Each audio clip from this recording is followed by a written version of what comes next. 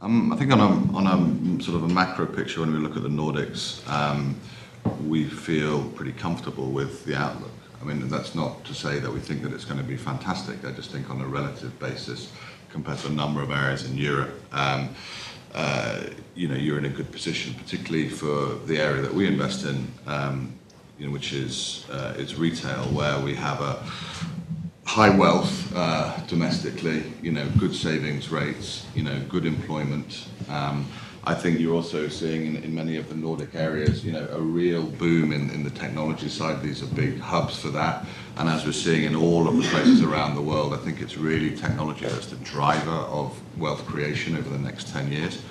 So, I feel quite good on that. I think if I look at your question before of, is it expensive? Well, I don't know. I think we'll find out, in 10 years' time. But everywhere is quite expensive, And I just look at the Nordics and I say, look, here you've got a conglomeration of AAA countries.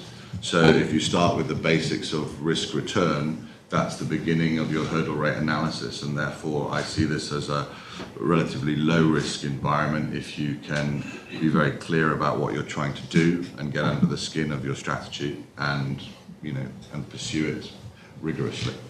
Yeah, do you? I mean, I would even argue that there are some locations in the Nordics that are incredibly cheap, and I'm thinking, primarily of Helsinki.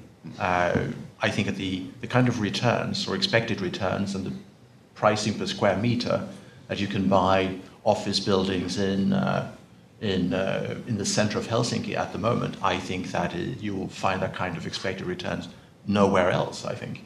And yes, you have to take on a bit of risk. That's much higher risk premium in Helsinki, but I think to me, it's a great opportunity.